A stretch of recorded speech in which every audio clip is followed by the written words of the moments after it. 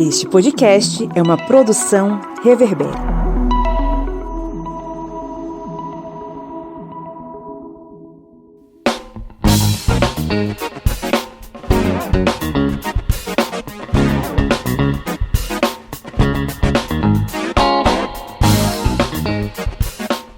Olá, ouvintes! Estamos mais uma vez de volta aqui no podcast do Historiante, o seu podcast sobre as ciências humanas. Aquele podcast que anda contigo de mãozinhas dadas pelo caminho do conhecimento, lutando contra a ignorância e o fascismo, não é? Eu sou o Pablo Magalhães e estou aqui acompanhado dessas almas penadas que me seguem, o senhor Felipe Bonsanto.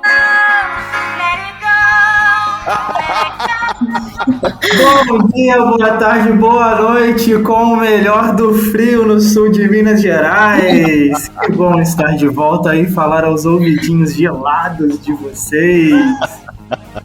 O Felipe Bonsanto, que a cada semana ele supera a meta de ser ridículo dele, né?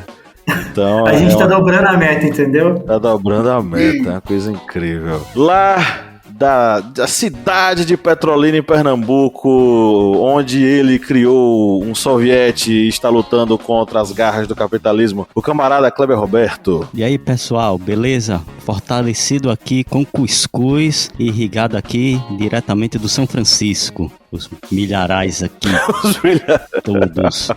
Milho, São João. Falando em São João, Pablo, você percebeu um detalhezinho que já tem um seguidor nosso lá na Aurelo, apoiador. E ela vai ouvir, sabe o que, gente? Um podcast secreto que a gente gravou aqui, falando muito, viu? Foi um podcast secreto muito bom sobre cultura e a gente abrangeu aqui as festas juninas. Mas é exclusivo para quem, Pablo? Para os nossos apoiadores. Para os nossos apoiadores que vão apoiar lá na Aurelo ou então através do apoia.se/historiante. É isso aí. A apoiadora foi a Helena de Freitas Rocha e Silva. Seja bem-vinda, Helena. Muito bem-vinda e aproveite todos os nossos podcasts secretos. E hoje nós contamos com a ilustríssima participação de uma querida colega de trabalho que topou o desafio de lutar na trincheira da educação pública no estado das Alagoas, a querida Evelyn Abreu. Oi, Evelyn. Olá, estou me sentindo muito lisonjeada com essa apresentação. Se o Felipe falou que ele vem aí de Minas, eu venho do norte do Brasil, diretamente de Belém do Pará, e estou aqui em Alagoas. E como o Pablo falou, a gente veio para viver essa experiência. E desde que eu fui questionada para que serve a educação, eu estou em desespero. Mas estamos aqui para esse diálogo. As delícias e as agruras de ser professor. Evelyn, fala um pouquinho sobre a sua formação para os nossos ouvintes. Certo. Eu sou licenciada em Ciências Sociais pela Universidade Federal do Pará. Tenho uma especialização em Educação em Direitos Humanos e Questões Raciais. E sou mestre em Sociologia e Antropologia também pela UFPA. Na graduação, eu pesquisei a implementação da Lei 11.645, que é sobre a obrigatoriedade da história e cultura africana e afro-brasileira nos currículos escolares. E no mestrado, pesquisei a atualização da luta antirracista no meu município, Benevides, no Pará.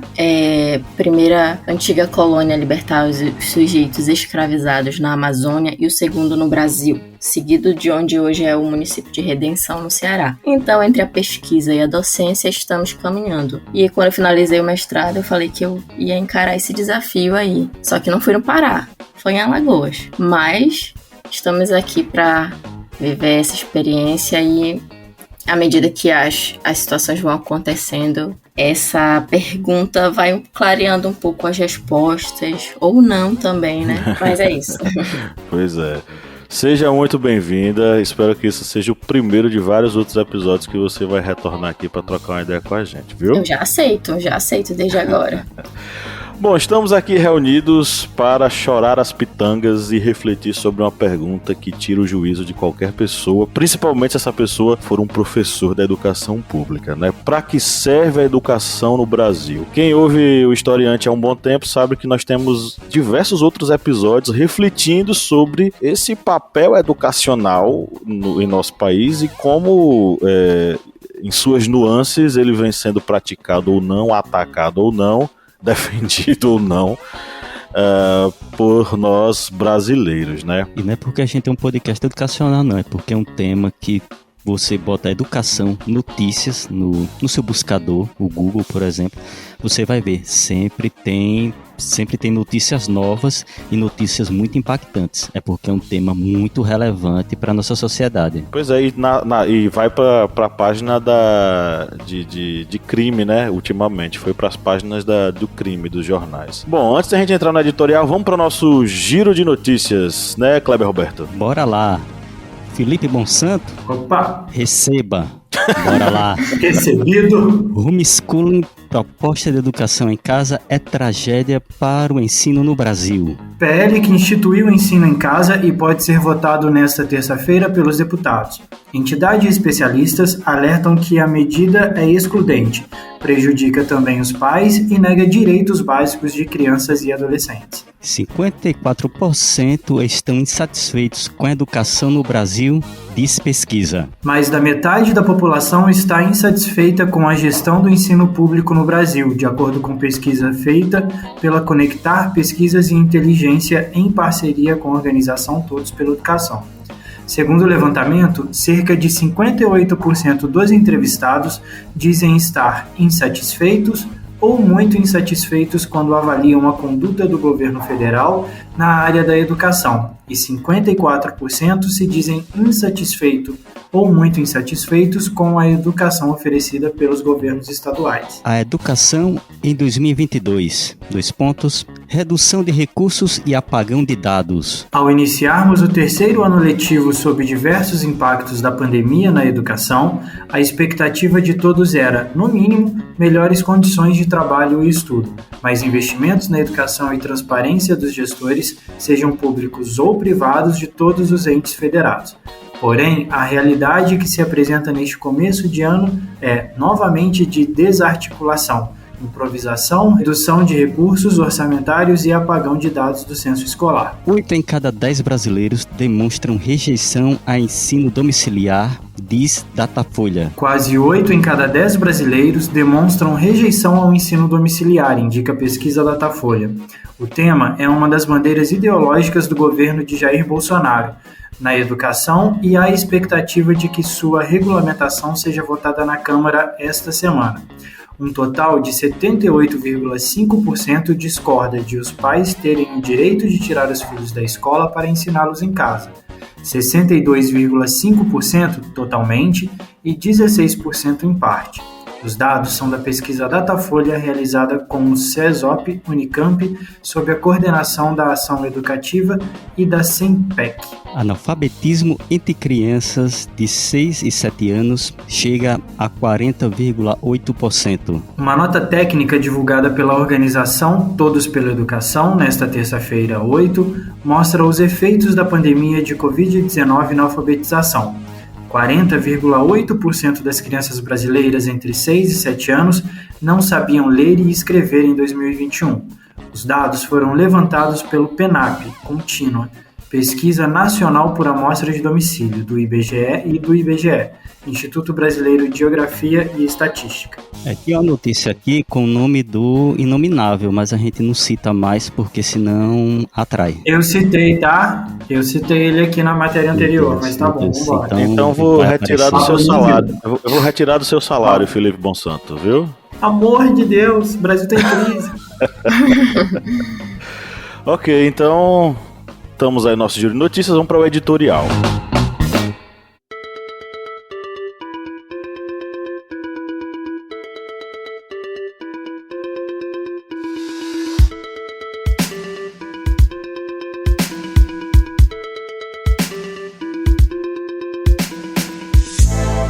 A pergunta que dá título ao episódio de hoje vale milhões.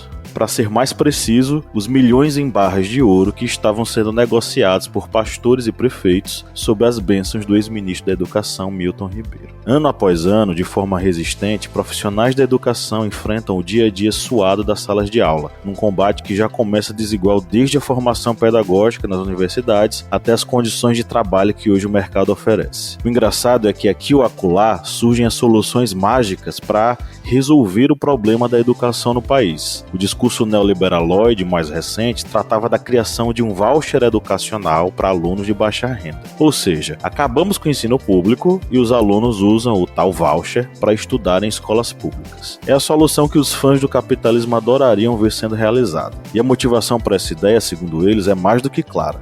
A educação pública não funciona. De fato, ela realmente está com sérios problemas, mas eles não estão totalmente relacionados à sala de aula. O Ministério da Educação, por exemplo, possui verbas que não sabe onde investir, um reflexo da gestão do governo atual, que passou a incentivar suas hordas a investir na aprovação do homeschooling no país. Inclusive, os apoiadores do presidente querem mais flexibilidade, né? Os políticos bolsonaristas vão pleitear na Câmara dos Deputados que a educação domiciliar fique liberada até mesmo para pais que estudaram até o ensino fundamental ou ensino médio. Com a educação domiciliar, quem precisaria de escola?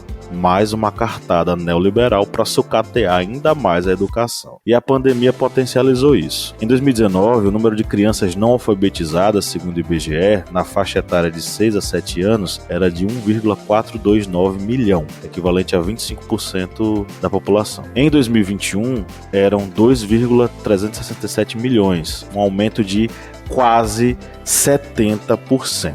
O analfabetismo das crianças atingiu seu mais alto patamar nos 10 anos da PNAD contínua, iniciada em 2012, quando a porcentagem lá atrás era de 28,2%. Esses números têm cara, tá?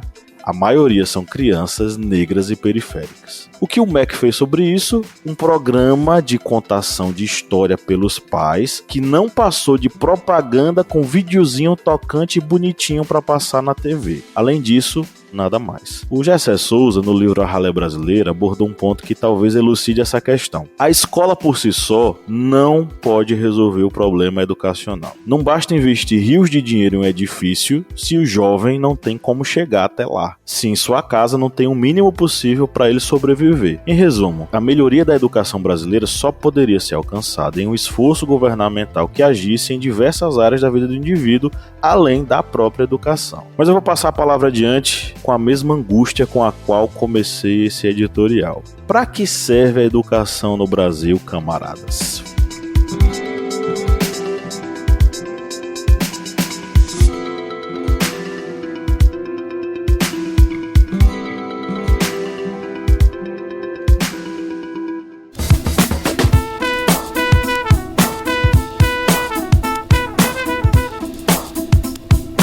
Bom, quem curte e acompanha o Historiante pode nos ajudar a manter o projeto, não é mesmo, seu Kleber? Isso mesmo. Você pode ajudar o Historiante de uma forma bem fácil. E faz como? Vai lá no nosso Apoia-se. O link é apoia.se/historiante. E além de estar contribuindo com o portal Historiante, você também vai ter uma série de vantagens, como fazer parte do nosso grupo secreto no Facebook, fazer parte também do sorteio mensal de livros. Olha só quantas vantagens para você. E tudo isso a partir, olha só, de R$4, que não dá nem para pagar meio litro de gasolina nesse ano agora de 2022. É tão pouco para você, mas é muito aqui para o Historiante. Vá lá no nosso Apoia-se e contribua. É isso aí, o link tá na descrição desse episódio.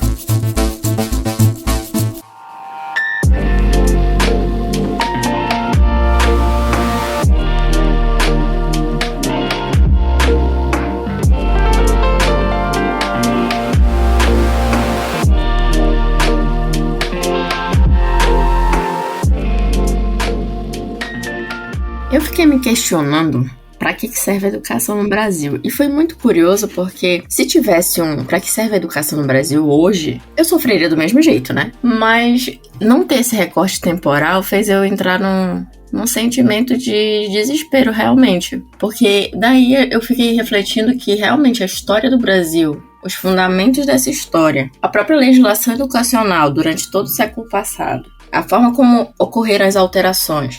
Por exemplo, na minha pesquisa sobre implementação de uma lei específica, um grupo específico, que é a população negra, tu observa o quanto eles não eram contemplados no projeto de educação, até mesmo pós a abolição da escravatura, né? Com a Lei Áurea. E pensar nessa questão e refletir no próprio processo histórico do Brasil, se isso não te causa um mínimo de angústia, talvez esteja alguma coisa muito errada. E eu fiquei pensando assim, havia comentado sobre essa questão da minha perspectiva sobre educação com o Pablo em outra oportunidade, e eu citei que nós professores não somos heróis. Mas até eu chegar nessa conclusão, eu senti algumas coisas no meio do caminho. E eu poderia só responder, assim, eu, Evelyn, só responder assim, a educação, na minha perspectiva como professora, é um caminho para a emancipação. Poderia dizer assim. Só que isso esvaziaria o problema da questão. Por quê? Nesse percurso, tanto de pesquisa mesmo e de docência, eu percebi que, primeiro, é necessário reconhecer a crise educacional. E como o Pablo acabou de mencionar, isso não é restrito à instituição da escola. Então, e é uma questão de lógica. Para eu reconhecer algo, eu preciso conhecer a realidade. E me parece que quando esse pessoal fala sobre o ensino domiciliar, eu não sei se é só ignorância mesmo ou se é desonestidade. Porque a partir do princípio que as escolas doutrinam, é no mínimo não conhecer a escola. Porque primeiro que já começa a dificuldade de como tu faz os meninos ficarem quietos. O desafio de fazer um aluno te ouvir em 1 hora, e aí, como professor de sociologia, a gente já tá mais do que habituados a ter só 1 hora de aula. Como é que você desenvolve uma aula com essa finalidade que eu acabei de mencionar, para a emancipação do cidadão e para a construção de um senso crítico em 1 hora? Então, defender o ensino domiciliar com a justificativa de que as escolas, por exemplo, elas são ali o espaço, os professores vão usar esse termo, né? Doutrinar os alunos, é desconhecer muito o que é a instituição da escola. Então, primeiro, é necessário reconhecer essa crise e mais, como eu falei, não é para que serve a educação hoje, mas é para que serve a educação no Brasil. E quando tu observa a nossa história, você vê que a crise só é potencializada com a pandemia.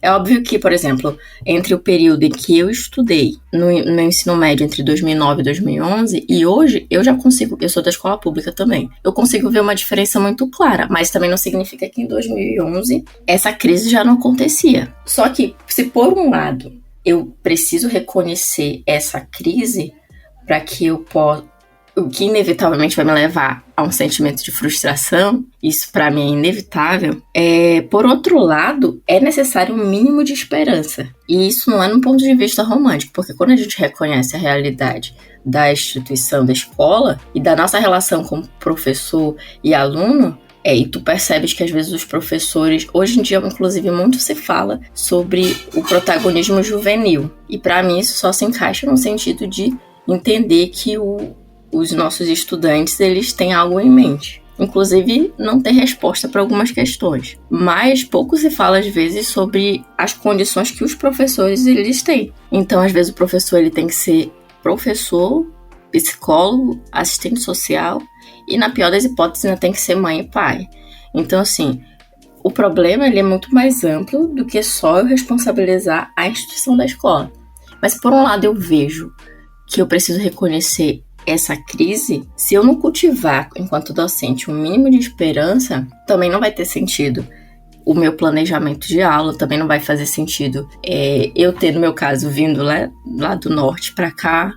E é um desafio tu conciliar essas duas perspectivas. Para mim, tem sido. E aí eu tento equilibrar um pouco o sentimento de frustração e de esperança. Como eu não sei te dar a resposta, mas é assim que eu, pelo menos, tento conduzir. Porque, de fato, por exemplo, existem turmas que tu planeja a aula e tu fica empolgado para ir para aquela turma. E tem turmas que não te deixam falar. E aí, o desgaste que você tem, às vezes não vale a pena. Então, por exemplo, essa semana, eu tive uma experiência de uma turma que eu tive que identificar quem estava me ouvindo. E quem está te ouvindo e quer aprender um pouco, você sente também que esses adolescentes estão desesperados. E simplesmente, a sala de aula não é algo que te ensinam na universidade, né? E eu me direcionei a quem queria me ouvir. Porque, de fato, existem adolescentes que estão sedentos por saber alguma coisa e ainda cultivam um respeito pela tua figura.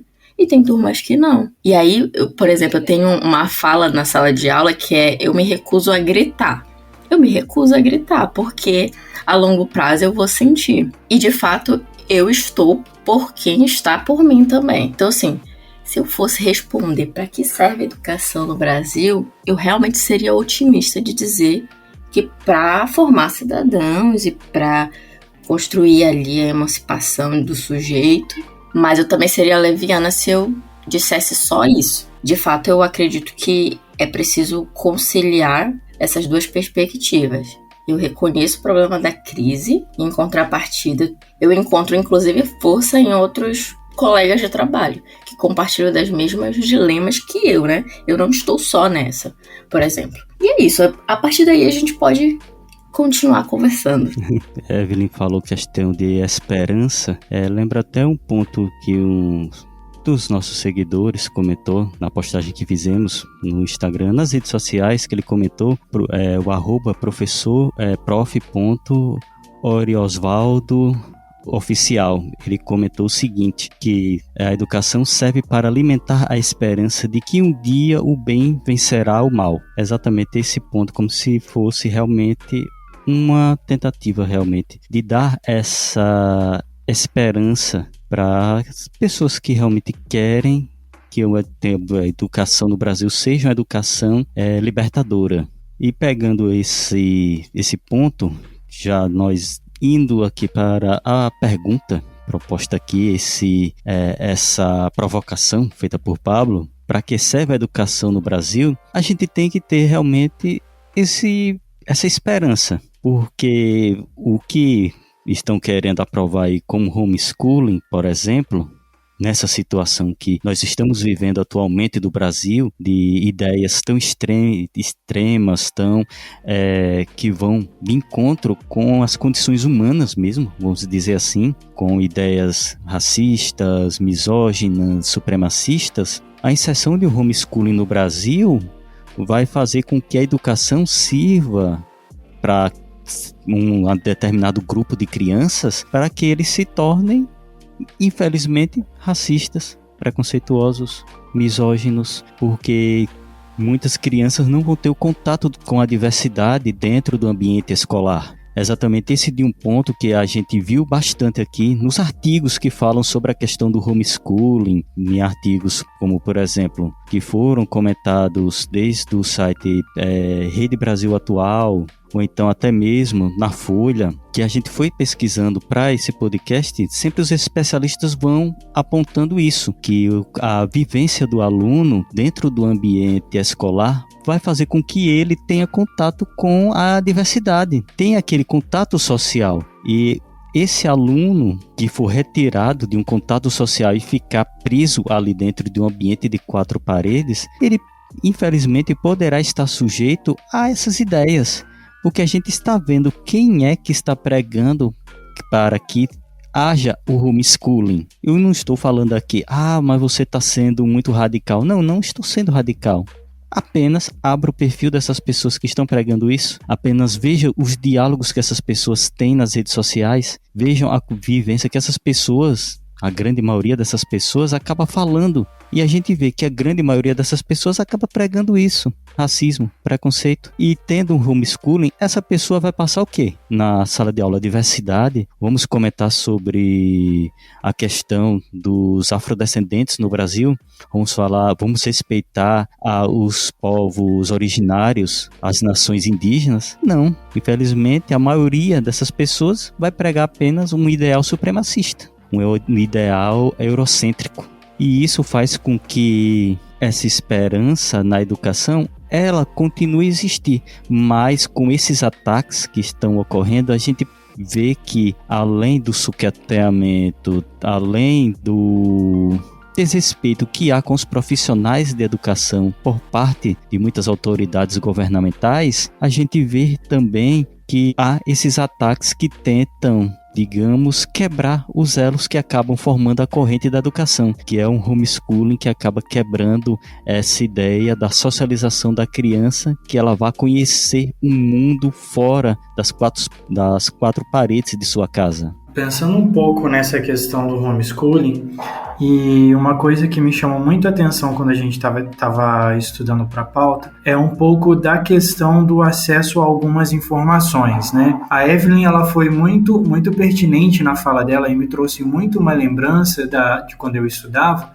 e eu tinha aula de sociologia e filosofia na escola. Eu só tive aula disso no ensino médio, eu tinha 1 hora por semana de sociologia e 1 hora de filosofia, e esse pouco tempo, e na adolescência ali também, né, naquela idade não tinha tanta proximidade, não tinha tanto contato com isso, mas em algum momento aquilo me trouxe algum senso crítico, me trouxe um momento de reflexão, me ajudou a caminhar para uma consciência, né? No homeschooling isso não vai acontecer. Não só no homeschooling, né? Da forma com que a educação tem sido desmembrada, tem sido destruída no Brasil, a gente está perdendo muito isso, inclusive na BNCC, né? A Base Nacional Curricular. Sim. Com o novo ensino médio que começou a ser implementado a partir desse ano, uma boa parte da população está sendo preparada para virar mão de obra, está sendo preparada para ir para o mercado de trabalho. A gente já conversou em outros momentos aqui, na mesa, fora daqui,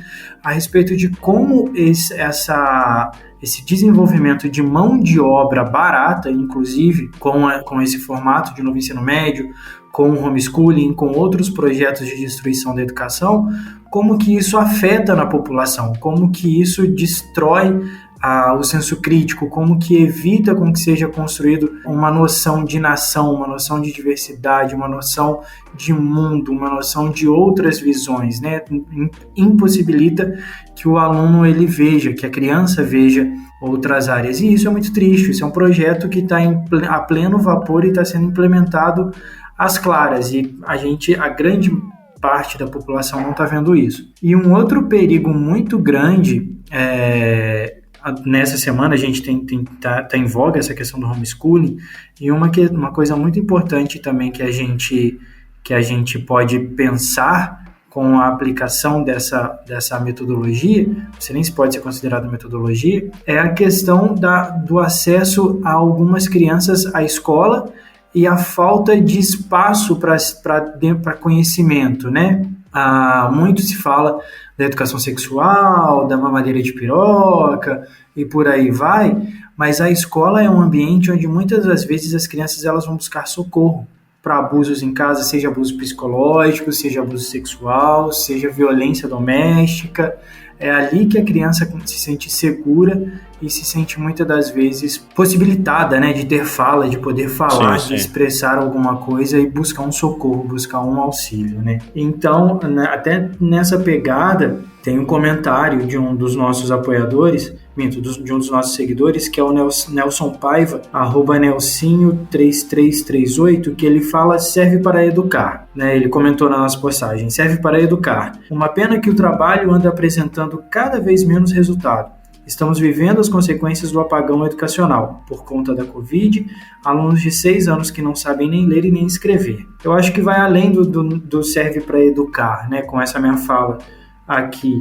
Eu acho que serve muito para desenvolver o ser humano, para desenvolver a sensibilidade, para desenvolver a visão do mundo, para trazer conhecimento, sabe? Para trazer a visão, a luz, né, de tudo que pode acontecer. E vai muito além do só educar. Eu acho que vai na formação final do ser humano. Quando a gente pergunta essa coisa de para que serve a educação, eu lembro que teve um episódio que a gente gravou que eu mencionei uma fala do Paulo Freire, acho que foi aquele episódio sobre o voto, de que Paulo Freire dizia que a educação ela serve para desvelar o mundo do indivíduo, para que ele consiga desvelar o mundo, que ele consiga enxergar as coisas tais quais elas de fato são, porque se a educação ela não conseguir demonstrar ao indivíduo que ele vive em um espaço de desigualdades e que ele é um sujeito dentro dessas desigualdades, ora beneficiado, ora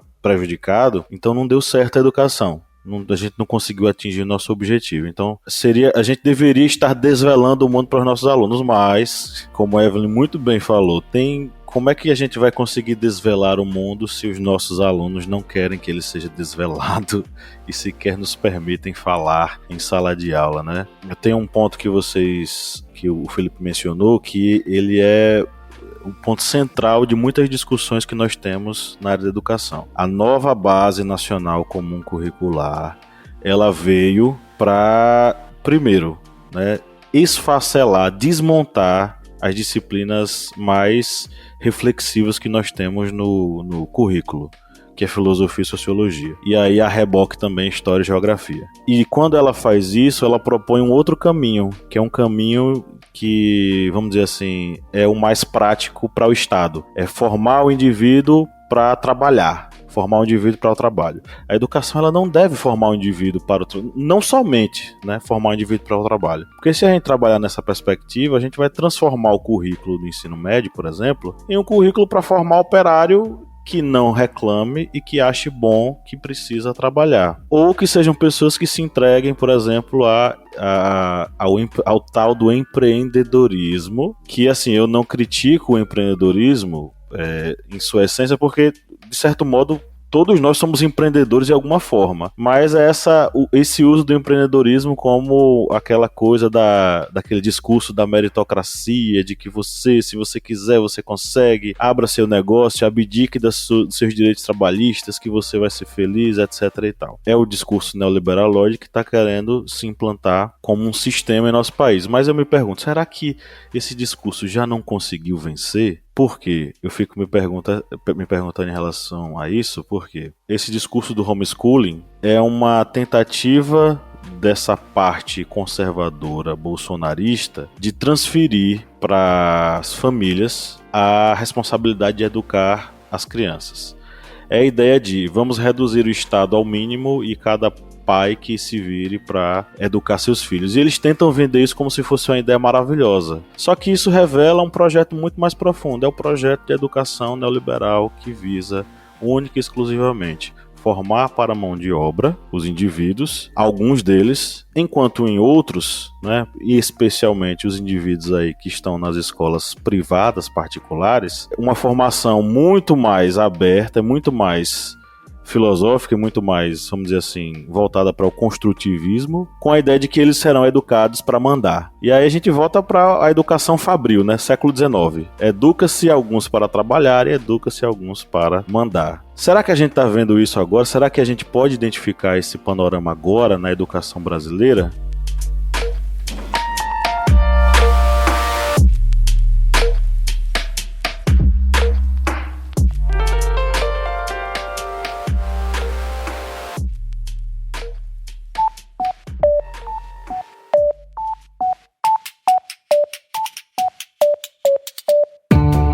Me diga uma coisa, Lídia Verônica, qual é o melhor lugar para ouvir podcasts? O melhor lugar para ouvir podcast, pra mim, é na cama. Mas pra todo mundo, é o Orelo. Com certeza. Além de tudo, o Orelo nos remunera. Cada clique seu ajuda o nosso projeto a crescer. Então quer dizer que só de a pessoa ouvir, dar o play lá nos episódios, isso já nos ajuda? Nem precisa a pessoa pagar? Exatamente. Se você não pode ou não tem interesse em ser um apoiador, mas acha o nosso projeto legal, vai lá no Orelo e dá essa força pra gente.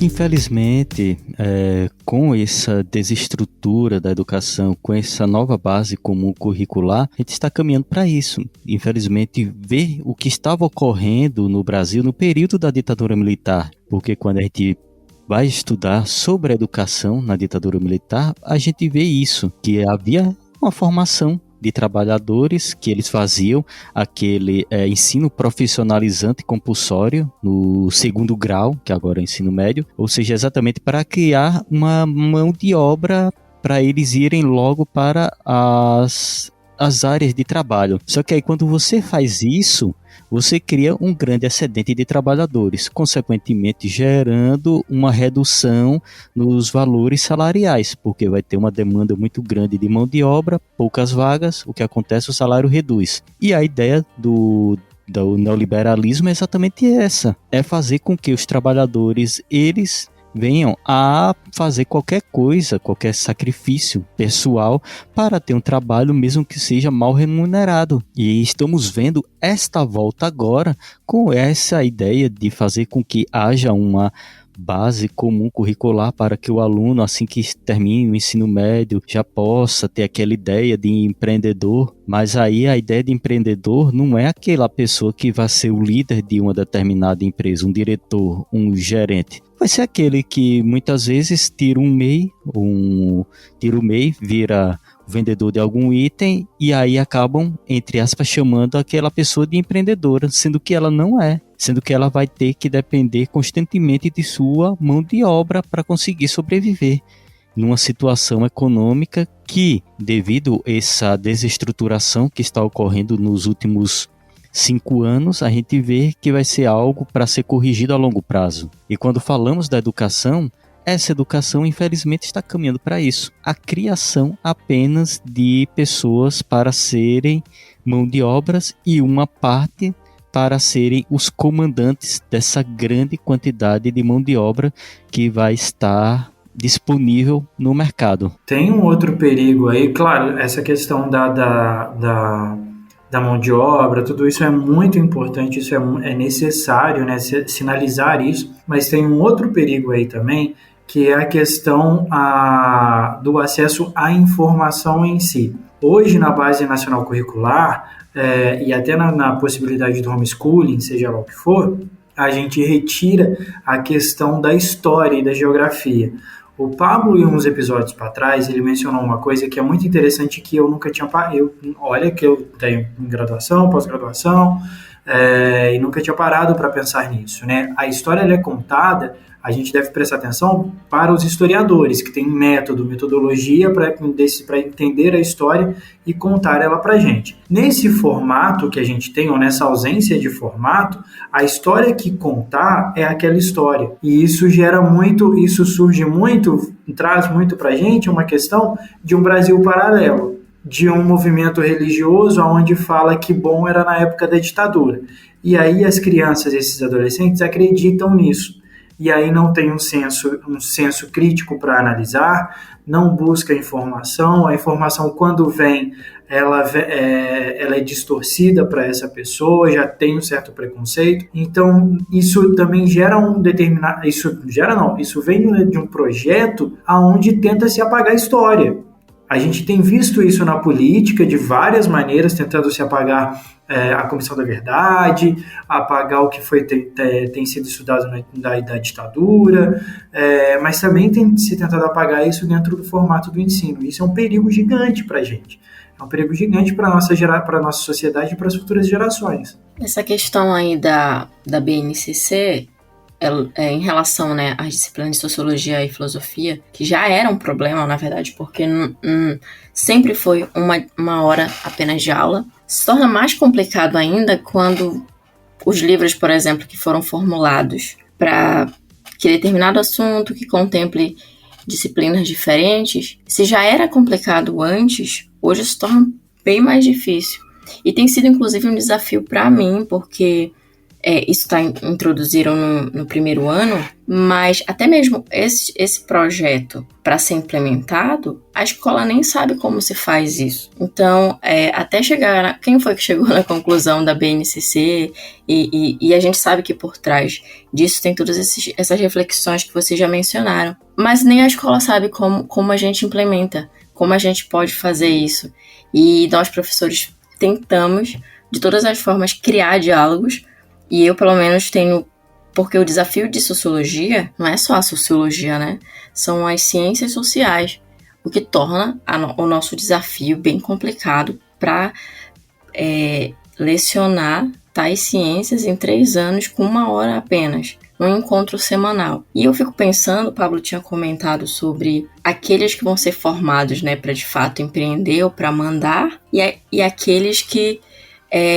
seguiriam essa lógica de alguma forma servir. E isso me relembra realmente alguns sujeitos, sobretudo a população negra do país, pretos e pardos. Porque quando, por exemplo, em 1888 é abolida a escravatura no Brasil, e logo em seguida a gente tem ali a proclamação da República, para onde essas pessoas elas foram direcionadas? Para onde esses sujeitos que viveram apenas a realidade aqui no Brasil da escravidão vão ser orientados? Então, também como essa crise, por ser um projeto, ela é um projeto direcionado, o que penaliza determinados sujeitos. E isso faz com que a gente veja também um projeto aí de racialização na nossa educação. Porque, por exemplo, foi mencionada anteriormente essa questão da socialização. O processo de socialização é fundamental para a criança e o adolescente. Tanto que alunos do terceiros anos, eles, pelo menos na minha experiência, nas 2 escolas que eu estou, eles são um pouco mais tranquilos porque eles estão acabando essa fase da educação e eles sentirão saudade, porque também o espaço da escola não é só mediar ali o conhecimento, ele é para realmente efetivar esse processo de socialização que começa em casa, mas não termina lá. Ele é inerente às instituições sociais. Então, se eu fico restrita ao espaço de casa, esse processo de socialização ele fica comprometido, que foi o que foi mencionado anteriormente, a questão da diversidade. Então, assim, todos esses elementos nos fazem ver que são sujeitos bem específicos que serão prejudicados. Tanto que em casa, né, nesse projeto que está sendo discutido, quem são as pessoas, essa realidade, quem são essas pessoas que vão ensinar as crianças? E a grande maioria do cidadão brasileiro é aquele que não para em casa. Então, novamente, existem corpos, sujeitos, classes que são direcionadas e, na verdade, como sempre foi.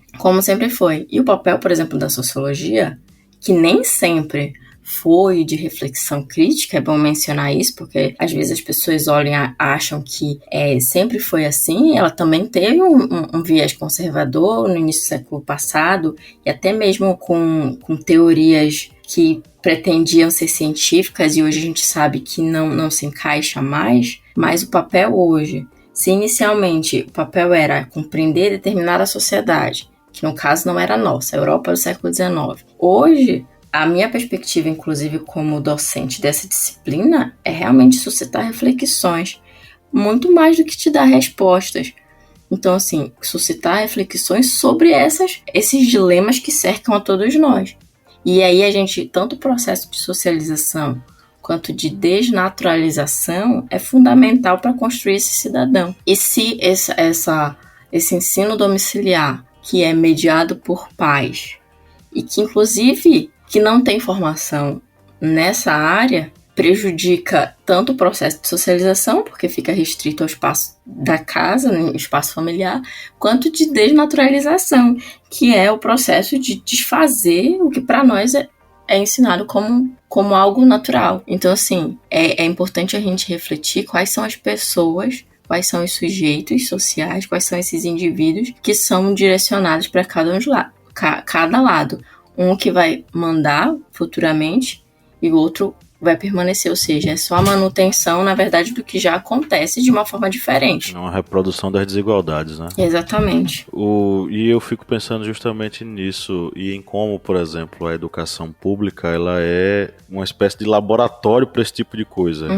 Porque, salvo alguns governos a nível federal que puderam implementar certo avanço na educação, a grande maioria do tempo que nós tivemos de governo, enfim, seja da nossa jovem república, seja do período ditatorial, seja dos anos anteriores, é de um descaso completo com o processo público, né, de oferta da educação. A gente recebeu aqui algumas falas dos nossos apoiadores. Um deles foi o Danilo Terra, o @SempreTerra. Eu adoro esse arroba dele, né?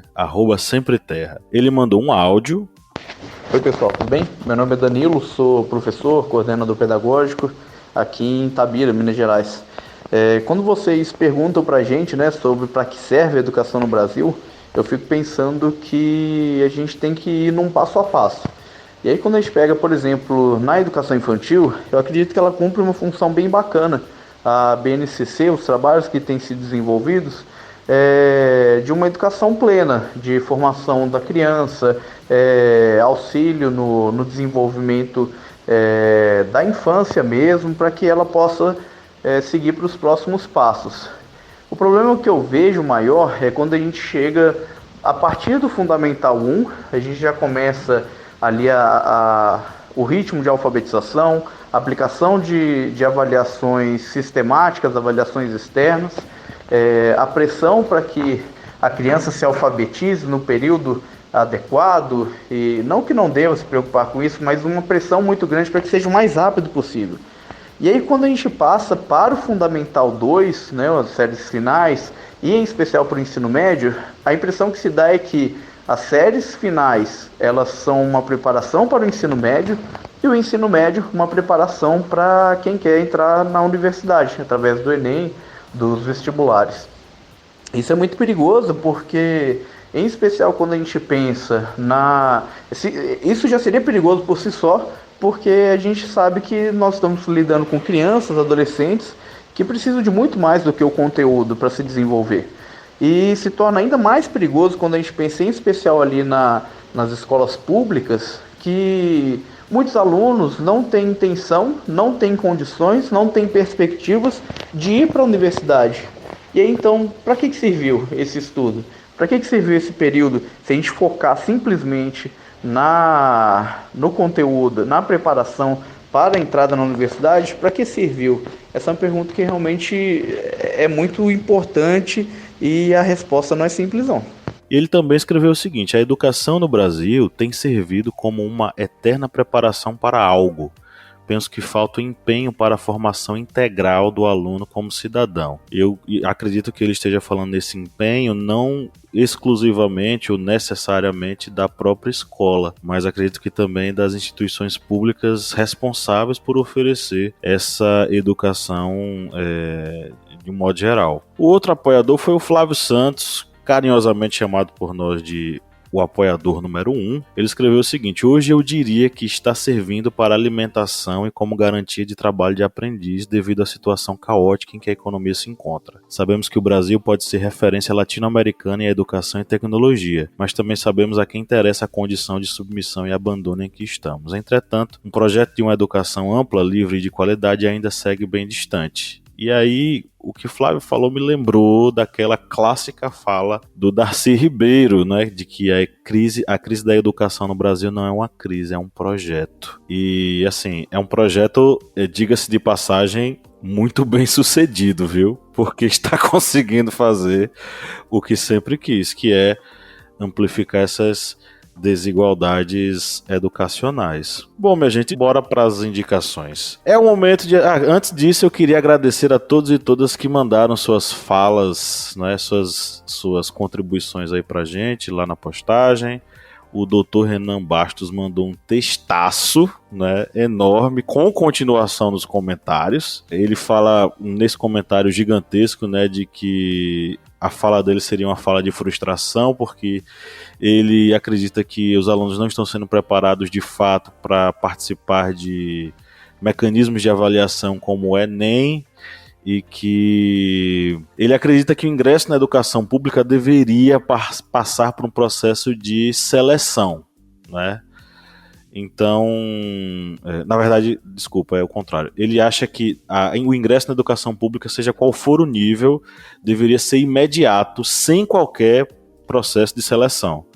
Que o acesso deveria ser aberto para mestrados, graduações, pós-graduações, ensino técnico, todos os níveis deveriam ser de acesso amplo e restrito para todas as pessoas. Bom, eu queria agradecer a todos e todas que mandaram suas mensagens. Muito obrigado. Quem estiver nos ouvindo e quiser contribuir, é só você ir no @ohistoriante no Facebook ou no Instagram e deixar seu comentáriozinho lá. A gente vai ter um prazer enorme de ler aqui na gravação.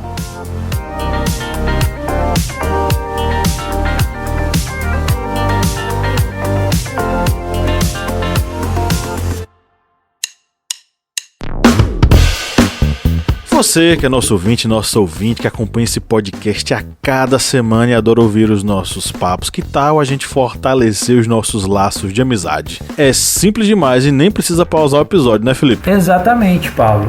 Se você está ouvindo a gente agora, seja no Spotify ou seja na Apple Podcast, pra gente ficar mais íntimo, pra gente falar cada vez mais ao seu ouvidinho, você faz o seguinte agora.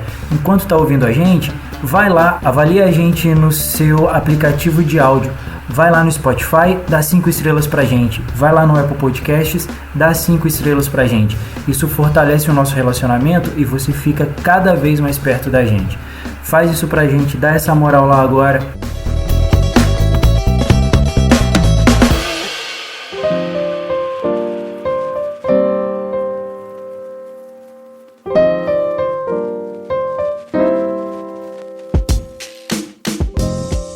E vamos para as indicações que são, claro, né, um oferecimento àquelas pessoas que nos apoiam, né, seu Kleber Roberto? Isso mesmo, pessoal.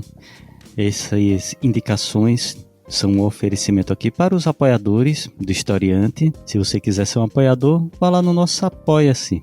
O link é apoia.se/historiante. E você também pode ser um apoiador através da Aurelo, como fez a grande Helena de Freitas Rocha e Silva. Ela se tornou apoiadora através do Aurelo e está curtindo os nossos podcasts secretos através desse app super prático e fácil de ser utilizado. E vamos oferecer também aqui, com abraços afetuosos, também para Marcelo Raulino Silva e Núbia Cristina dos Santos, e para todos os outros apoiadores que acreditam aqui no Portal Historiante. É isso aí.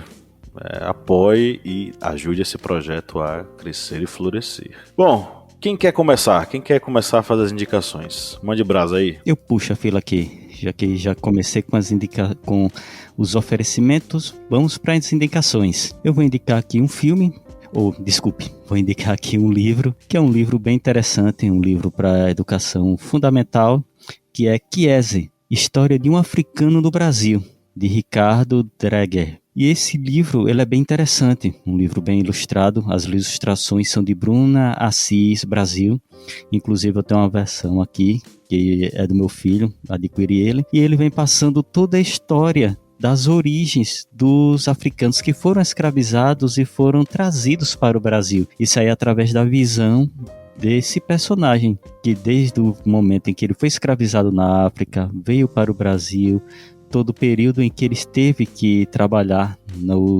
na parte sendo escravizado dentro das zonas rurais, das zonas urbanas, todo o processo de fugas, ou seja, e tudo isso com ilustrações.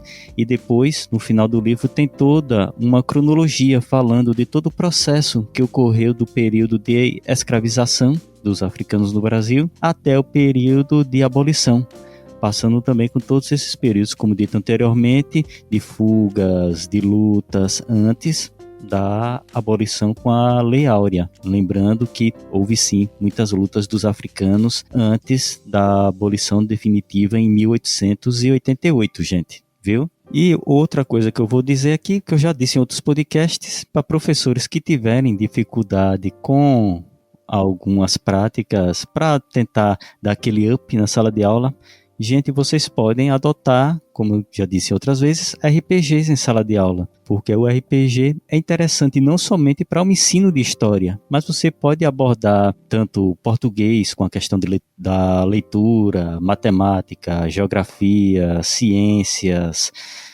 ou seja, a prática utilizando esse jogo, que você pode jogar, por exemplo, de tabuleiro ou então somente escrito, pode ser muito amplo. E isso pode enriquecer muito as suas aulas e também dar aquele aumento de atenção dos alunos para suas aulas. E aqui, como música, eu vou indicar apenas uma música, que é da banda Blind Guardian, que é a música And Then There Was Silence, que essa música ela é baseada na Ilíada de Homero, ou seja, na Guerra de Troia. E você, nessa música, que é uma música curtinha, viu, gente? Só tem 14 minutos. É por isso que eu indiquei uma.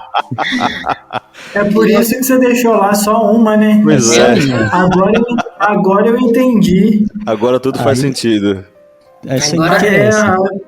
Mas essa música é bem interessante você acompanhar com a tradução, porque você vai perceber que é uma música que foi conceitual e você vai pegar muitos personagens ali que fazem parte da Guerra de Troia, da Ilíada, desde Cassandra ao sacrifício de Ifigênia, todo aquele contexto da guerra que foi colocado em 14 minutos dessa música. E está aí as minhas indicações. Vou falar a minha indicação. É uma música também que ela resume o que eu havia dito no início sobre cultivar um pouco de esperança, mas também é uma música que fez muito sentido para mim nessa vinda para cá, né, nessa mudança minha de estado e no pouco que na coragem que eu precisei ter, que eu não vejo muito assim como... Eu falo isso porque outras pessoas julgam que eu sou muito corajosa. Mas não sei se seria muito isso. Só sei que quando a gente não tem muita alternativa, a gente precisa ir também à luta, né? Então, penso que na área da educação, tendo todos esses dilemas que a gente compartilhou aqui, e também pessoalmente falando nessas mudanças que eu tenho vivido, fugir da luta também não é uma alternativa. Então, é Caçador de Mim, do Milton Nascimento. Inclusive, eu não sei se Caçador de Mim faz parte daquele disco do Clube da Esquina, faz? Acredito que sim. Porque Sim. Foi eleito o álbum do século, né? O maior álbum do século da música brasileira. Opa. Foi isso ou eu estou errado? O maior disco de todos os tempos. Aí, indicação pra vocês. Pois é.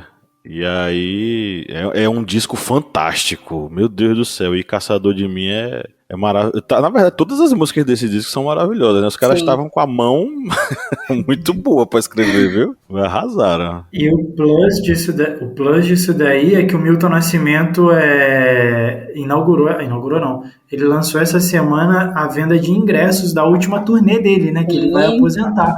Pois é, rapaz. Acho que tá tudo esgotado já, inclusive. Abriram novas datas. Sério? Abriram novas datas. Ele vai passar em São Miguel, Felipe, você sabe. Eu acho um pouco improvável. Eu tô achando, assim, pode ser que seja improvável, mas ele vai tocar no Mineirão, que é onde eu vou assistir. Ah, tá certo. Seu ridículo. Quer dizer que você... Okay. Eu vou aproveitar a indicação de Evelyn, porque eu indiquei também a música de Milton Nascimento, só que ela não está no álbum Clube da Esquina, né? Coração de Estudante, que é uma música assim que me toca bastante porque foi uma das primeiras músicas de Milton Nascimento que eu conheço e uma professora minha de português usou em sala de aula no ensino fundamental e eu jamais esqueci. Porque ela deu a letra pra gente ler, né, praticar a leitura, e eu lembro que a letra dessa música me marcou profundamente. Até hoje, essa música quando toca, me faz essa lembrança gostosa dos meus tempos de infância. A outra música é Delírio, da Clarissa e de Outro Eu. Assim, Outro Eu é maravilhoso, é um duo muito bom. E Clarissa é uma menina que canta, assim, ela tem uma voz muito gostosa. Eu vou imitar Felipe Bonsanto aqui falando de... Quem era mesmo, Felipe? Você falava? Da Cel. E olha que eu ia trazer a música da Cel hoje. Você... É uma música... A Clarissa tem uma vozinha muito boa, muito bonita e tal. E essa música é gostosa, é um chiclete, ela gruda. Aconselho ouvir com moderação, mas depois que gruda não sai não, viu? Então, sinto muito. Tá aí na nossa playlist. Documentário pra filme, sério, enfim, eu vou indicar um documentário que é Pro Dia Nascer Feliz, de 2005. Ele mostra uma realidade da educação que já não é mais a que a gente tem hoje, é da nossa geração, a geração que viveu a adolescência nos anos 2000. E ele mostra muito os anseios, as dificuldades, os dilemas, os problemas de alunos e professores na educação pública no Brasil, de norte a sul, de leste a oeste. É um documentário muito bom. Eu acho que hoje em dia ele já está disponível no YouTube, gratuitamente. E mostra uma realidade que não é a nossa, mas que nos dá um panorama do que deu origem, por exemplo, ao que a gente tem hoje na educação pública. Então, Pro Dia Nascer Feliz é um documentário muito bom com a direção de João Jardim. Ficam as minhas dicas. Manda brasa, Felipe Bonsanto. Vou fechar aqui então. Ontem, a gente está gravando na quinta, né? Ontem, dia 18, quarta-feira, foi dia do marco da luta antimanicomial, né? Aí contra os manicômios, tudo, contra a internação de pessoas sem muita lógica, né? E um tempo atrás eu assisti uma série, na verdade uma minissérie na Globoplay, que foi ambientada na cidade de Barbacena, no interior de Minas Gerais, que é uma cidade onde tinham muitos manicômios no século passado. E um deles chamava Colônia, e era o lugar onde eram enviadas pessoas, mulheres que eram, entre muitas aspas, rebeldes aos maridos, gays, enfim, né? Todo tipo de gente não indesejada era enviado para esse lugar chamado Colônia. E tem uma série ali de 6, 7 episódios, se não me lembro, não me falha a memória, muito interessante, que conta a história desse lugar. Chama Colônia e está disponível no Globoplay. Cara, eu acho que essa série é baseada no livro da Daniela Arbex, Holocausto Brasileiro. Eu acho. Não tenho certeza. Porque ela escreveu... Daniela Arbex. Ela escreveu... É o dela? Não sabia. Mas aí fica a dica, Daniela Arbex, se você estiver nos ouvindo. Venha para um episódio. Cara, aqui. Ontem eu tentei o contato dela com a minha prima, que ela deu uma palestra para o curso de psicologia numa universidade lá em Juiz de Fora. Minha prima tentou pegar o contato dela para trazer no historiante e não conseguiu. Pois é, a gente queria você aqui, entendeu? Fica a dica. Enfim, eu vou indicar também uma entrevista da Fernanda Takai, a cantora, né, e ex-vocalista aí do Patufu, que é uma banda que fez muito sucesso nos anos 90, anos 2000. Ela deu uma entrevista pro Marcelo Taz, no Provoca, da TV Cultura, um tempo atrás. Essa semana eu assisti essa entrevista de novo, que está bem legal, é bem interessante. Ela fala muito sobre esse desgoverno que a gente está enfrentando, e ela conta os dilemas, né, os problemas que é de se fazer a arte no Brasil hoje, né, as dificuldades que tem, e é muito interessante ver o posicionamento dela. E ela lançou há pouco tempo um álbum muito gostoso, muito interessante, e que ele traz 2 músicas muito legais. Uma é uma releitura de Love is a Losing Game, da Amy Winehouse. Ela canta essa música e eu me assustei de ouvir essa música na voz dela. A gente está acostumado com a voz forte da Amy, né, cantando essa música, e ouvindo numa voz mais delicada, mais suave, da Fernanda, foi muito gostoso. E a outra música, que é a música que abre o álbum, chama Terra Plana, que é uma crítica, né, à desinformação que tem sido propagada aí no mundo. E essas são as minhas dicas para essa semana. Ok, então, com alegria nos olhos e muita satisfação, nós chegamos ao final da gravação desse episódio. Evelyn, minha querida, muito obrigado por ter feito parte desse bate-papo, viu? Muito obrigada por ter convidado e já estou à disposição para outras oportunidades. Pode ter certeza que eu vou lhe chamar, viu? Foi muito bom ter você aqui. E chegamos ao final da nossa gravação e vamos dar o nosso tchau coletivo, né, tradicional.